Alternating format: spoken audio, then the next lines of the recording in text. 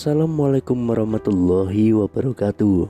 Kembali lagi di channel Nasihat Kehidupan Misteri. Pada video kali ini saya akan membahas tentang Sabdo Palon 2023 Nage Janji. Tahun 2023 Indonesia harus waspada. Pasalnya ramalan Jayabaya mengungkap bahwa tahun 2023 adalah tahun datangnya Sabdo Palon Nage Janji. Sabdo Palon Nage Janji ini diyakini sebagai tanda akan terjadinya kekacauan atau bencana alam yang akan terjadi di berbagai daerah. Wong Cowo wis ilang cowone adalah ungkapan Jayabaya yang menyebut tanda-tanda Sabdo Palon datang, memomong masyarakat Jawa yang sudah kehilangan spiritualitasnya. Berdasarkan ramalan Jayabaya mengungkap bahwa masyarakat Jawa menunggu datangnya masa Sabdo Palon Nage Janji. Kemudian kekacauan merajalela di mana-mana. Tercatat dalam ramalan Jayabaya dalam serat Sabdo Palon Pupu 4 bersumpah akan muncul kembali sebagai pamomong tanah Jawa setelah 500 tahun runtuhnya kerajaan Majapahit. Apabila dihitung 500 tahun dari kerajaan Majapahit runtuh pada tahun 1478, maka ramalan datangnya masa Sabdo Palon Nage Janji jatuh pada tahun 2020 hingga tahun 2023. Pertanda meletusnya Gunung Merapi yang dijelaskan dalam Pupuh 5 dalam serat Sabdo Palon yang berbunyi, Kulon damel pratondo, pratondo tembayang membiar di Merapi yang jeblok milih lahar, lindu peng pitu setino, kaline banjir bandang. Yang artinya, saya akan membuat pertanda sebagai janji teguh saya apabila Merapi sudah meletus, mengeluarkan lahar, dan terjadi gempa bumi 7 kali dalam sehari, serta banjir bandang akan datang. Dalam serat Sabdo Palon Pupu 13 disebutkan akan ada ombak munggah daratan, yang artinya merujuk pada sebuah bencana tsunami.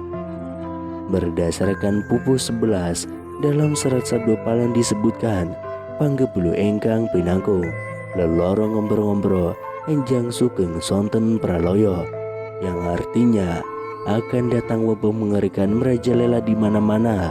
Paginya orang-orang masih hidup, sorenya banyak yang mati. Selain itu, akan ada juga kejadian sosial di mana perpolitikan akan memanas di tanah Jawa sehingga Indonesia menjadi carut marut.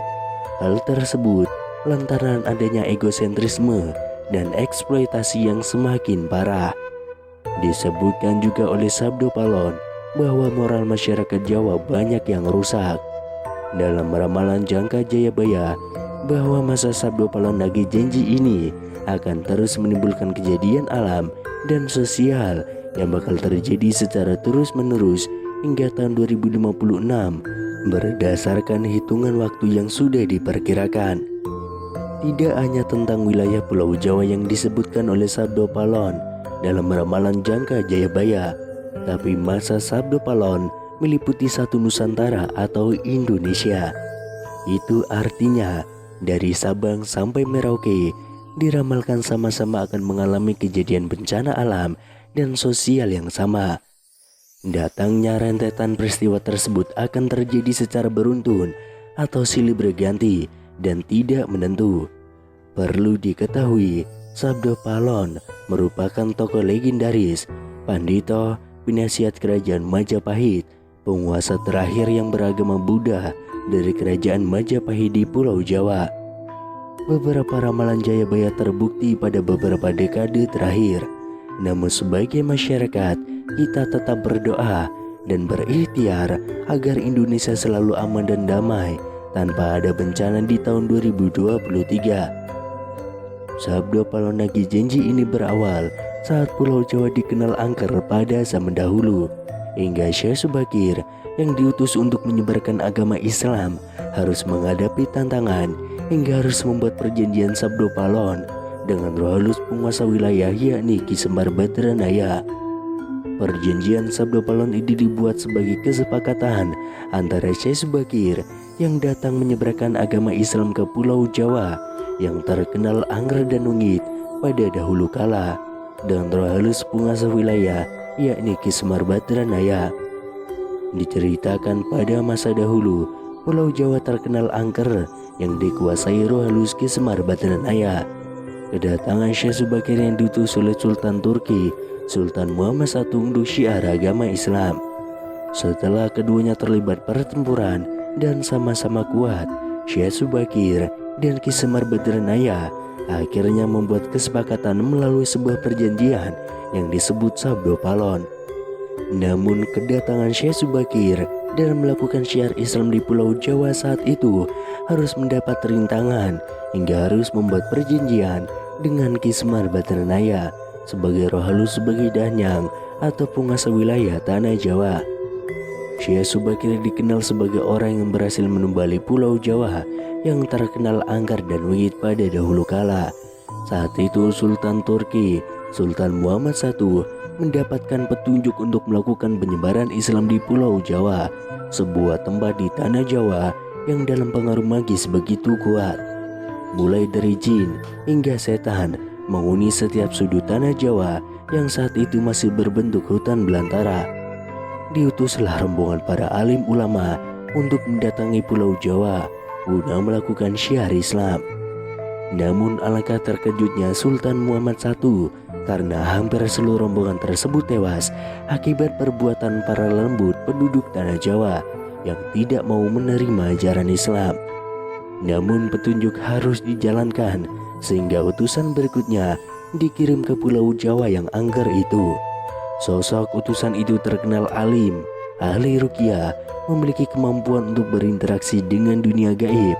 Bahkan sosok ini memiliki keahlian dalam membabat tanah yang angker.